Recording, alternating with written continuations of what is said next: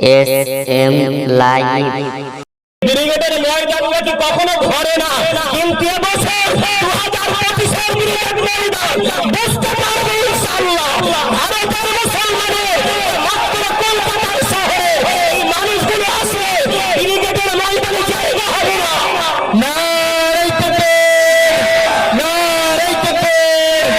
দেশ জুড়ে আওয়াজ তোলো, দেশ জুড়ে আওয়াজ তোলো, ওটা দিয়ে জুড়ে বলো, দেশ জুড়ে আওয়াজ তোলো। আমার রাসূলের পর 40 বছর পর্যন্ত কোন শত্রু ছিল না। এই রাসূল যেদিন বলেছিলেন লা ইলাহা ইল্লাল্লাহ, এক আল্লাহকে মেনে নাও, ঠিক সেই সময় রাসূলের বিরুদ্ধে অনেক রকম ফন্দি আটা হয়েছিল। আমার রাসূলকে কখনো বয়কট করেছে, আমার রাসূলকে কখনো দেশ ছাড়া করেছে, আমার রাসূলের সাহাবাদেরকে বুকের উপরে পাথর রেখে ছুরি কাস্তে ঝুলিয়ে পুরো 500 দিবালোকে তাদেরকে চাবুকের আঘাত করে তাদেরকে পৃথিবীর বুক থেকে শহীদ করা হয়েছে। আর আমার রাসূল আপনার বুক থেকে ডাক দিয়েছেন ইসবির ইয়া আলী ইয়াসির ইন্না মাউইদাকুমুল জান্নাহ। ওরে আলী ইয়াসির, ধৈর্য ধরো, তোমাদের জন্য রইল জান্নাতের ওয়াদা। একটু জোরে বলবেন না? নারে তাকবীর, নারে তাকবীর।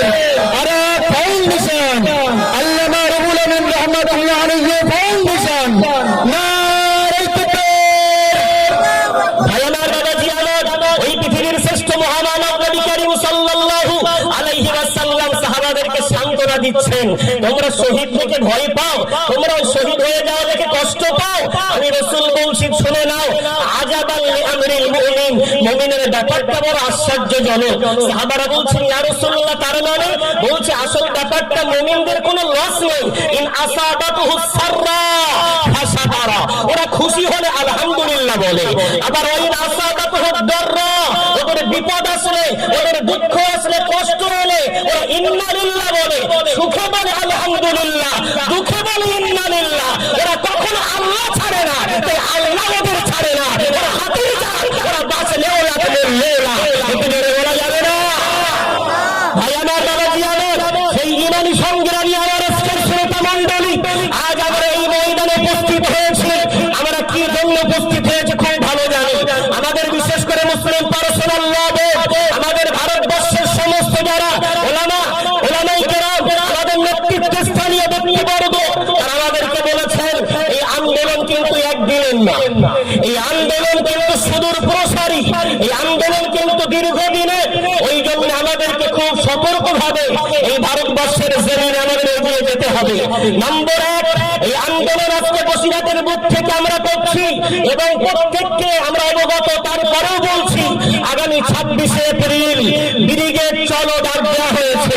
ব্রিগেডের ময়দান নাকি কখনো ভরে না, কিন্তু এবছর 2025-এর ব্রিগেড ময়দান বুঝতে পারবে ইনশাআল্লাহ। ভারতের মুসলমানের মাত্র কলকাতার শহরে এই মানুষগুলো আসলে ব্রিগেডের ময়দানে জায়গা হবে না। নারে তাকবীর, নারে তাকবীর। দেশ জুড়ে আওয়াজ তোলো, দেশ জুড়ে আওয়াজ তোলো, ওটা দিয়ে জুড়ে বলো, দেশ জুড়ে আওয়াজ তোলো। নারে তাকবীর। ভাই আমার, বাবাজি আমার, আজ আমরা সেই মুসলমান নবী করিম সাল্লাল্লাহু আলাইহি ওয়াসাল্লামের কথায় বিশ্বাস রাখি। আজকে যারা এসেছেন অধিকাংশ সব কর্মজীবী মানুষ, অনেক রাজমিস্ত্রি, অনেক মাঠে খাটা মানুষ, মজদুর। অন্যের কাজ না করলে সংসার চলে না। তার সারাদিনের পরিশ্রমের 250 টাকায় তার বিবির গালে, তার বাচ্চার গালে অন্ন ওঠে। সেই 250 টাকার পরোয়া করিনি, সেই কাজের পরোয়া করিনি, সব কিছু ছেড়ে আসে এখানে এসেছে। তার মানে মুসলমান বোঝাতে চেয়েছে মোদী সরকার হয়তো ভেবেছিল কালা কানুন পাস করে মুসলমানদের কাছ থেকে সম্পদ ছিনিয়ে নেবে। ও মোদী বাবু, এসি ঘরে বসে আজকে তাকিয়ে দেখো ভারতবর্ষের এমন একজন, এমন অযোগ্য সরকার, তুমি ফেকুবাজ, তুমি জুমলাবাজ, তোমার কাজ কোনোদিন মানুষের শান্তি দেওয়া হয়নি।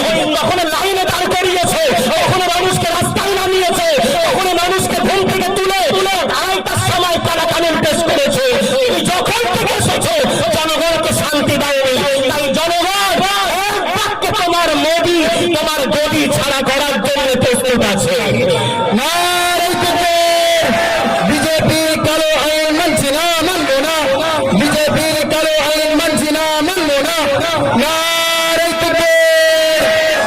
আমি একটাই সাথে স্লোগান দিই, প্রত্যেক ভারতীয় নাগরিক এটা জানে, আজকে যারা আমাদের দেশ শাসন করছে 1947 সালে 15ই আগস্ট যখন এই ভারতবর্ষ স্বাধীন হয়েছিল, মুসলিম হিন্দু জৈন খ্রিস্টান শিখ ইসাই সকলের রক্তেই ভারতবর্ষ আজাদ হয়েছিল। আজ যারা পার্লামেন্টে বিভিন্ন রকম ভাবে জনগণের দরদ দেখায়, 56 ইঞ্চির ছেনা নিয়ে বলে অক্ষের সম্পত্তিতে অনেক দুর্নীতি হয়েছে, তাই মুসলমানদের দরদ দেখাচ্ছি। যার হাত আজ পর্যন্ত 2002 সালের গুজরাট দাঙ্গার রক্তে আজ রঞ্জিত হয়ে আছে, তোমার মুখে ওই মুসলমানদের দরদ মানায় না, তোমার মুখে ওই মুসলমানের ভালোবাসা মানায় না। আজ তোমরা দরদ দেখাচ্ছ, জি ভাই, আজকে তারা যারা দরদ দেখাচ্ছে এদের ইতিহাসগুলো ভালো করে পড়ে রাখেন। 1947 সালে ইংরেজের পাগুলো এমন করে চেপেছিল, এদের জিভগুলো যদি নতুন করে জেরাক্স মেশিনে ফেলা হয়, ওদের জিভে ইংরেজদের পা চাপা ছাপ স্পষ্ট হয়ে যাবে। নারে তাকবীর, নারে তাকবীর। আরএসএস বিজেপির কালো হাত ঘুরিয়ে দাও, ঘুরিয়ে দাও, ঘুরিয়ে দাও। আরএসএস বিজেপির কালো হাত ভেঙে দাও, ঘুরিয়ে দাও, ভেঙে দাও, ঘুরিয়ে দাও। আরএসএস বিজেপির কালো আইন মানছি না, মানলো না। আরএসএস বিজেপির কালো আইন মানছি না, মানলো না। নারে তাকবীর। ভাই আমার, বাবাজি আমার, আমি এতক্ষণ ধরে আপনাদেরকে অনেক কষ্ট দিলাম মনে হয়, আপনাদের না দিলে এই ভাইজানগুলোকে দিয়েছি। দেখছেন না আন্দোলনে এসে আমরা ছায়া খুঁজছি।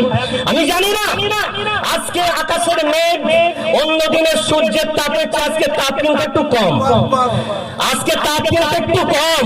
অর্থাৎ আমার আল্লাহ যে আমাদের কত ভালোবাসেন একটু প্রমাণ দিচ্ছেন। আপনারা ছায়ায় থাকলে আকাশের রহমত নামবে কেমন করে?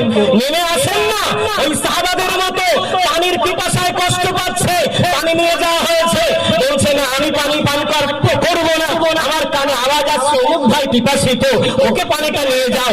সাহাবা দৌড়ে গেছেন তাকে পানি দিতে, তার কাছে পানির গ্লাস তোলা হয়েছে, বলছে আমি পান করবো না, ওই ভাইটা দেখো না কষ্ট পাচ্ছে, ওকে পানিটা দাও। সাহাবা আবার তার কাছে গেছেন, গিয়ে দেখছেন তিনি শাহাদাত বরণ করেছেন। আবার তার কাছে এসেছেন, তিনি শহীদ হয়ে গেছেন। আবার তার কাছে গেছেন, তিনি শহীদ হয়ে গেছেন। ও ভাই, আপনারা কি ফিলিস্তিনের জমিন দেখতে পাচ্ছেন না? ওদের মাথার উপরে বিল্ডিং নেই, ওদের গাছপালা নেই, ওদের এলাকা এখন পরিপূর্ণ জাহান্নামের খণ্ডে রূপান্তরিত হয়েছে। তারা যদি ফিলিস্তিনের জমিনে মাথার উপরে ছাউনি না থেকে ময়দানে দাঁড়িয়ে থাকতে পারে, আপনারা ছায়ায় দাঁড়িয়ে আছেন, মানাচ্ছে মানাচ্ছে তো আসেন না। আমি অনুরোধ করে সাধুবাদ জানিয়ে সব কিছু ত্যাগ করে এসেছেন এই ছায়ায় দাঁড়িয়ে থাকার জন্য নয়, ময়দানে নামেন, আমরা দেখিয়ে দিতে চাই ইনশাআল্লাহুল আজিজ আমরা দৌড়াতে রাজি নই।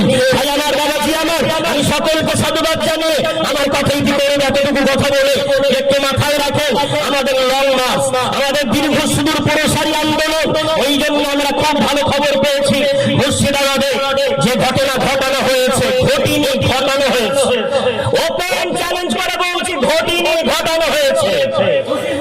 জি, যারা ঘটিয়েছে এক এক করে ধরা পড়ছে, নেট বন্ধ, নেট খুলে গেলে আরো খবর পেয়ে যাবে ইনশাআল্লাহ।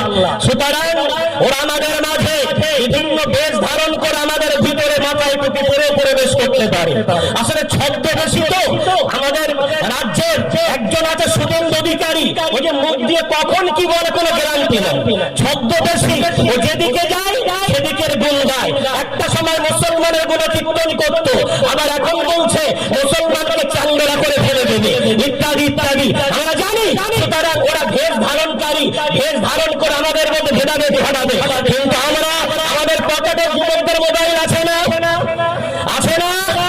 মোবাইলের ক্যামেরা সব সময় আপনার ওপেন রাখবেন। এনি টাইম যদি কোন রকম সমস্যা দেখতে পান, আমাদের প্রতিবেশী কোন হিন্দু ভাইয়ের উপর আমাদের রাগ নয়, কোন শিখ ইসাইয়ের বিরুদ্ধে আমাদের আন্দোলন নয়, আমাদের আন্দোলন আরএসএস এর বিরুদ্ধে, আমাদের আন্দোলন বিজেপির বিরুদ্ধে, আমাদের আন্দোলন বর্তমান সরকারের বিরুদ্ধে। রাতের গভীর অন্ধকারে এই আইন পেশ করে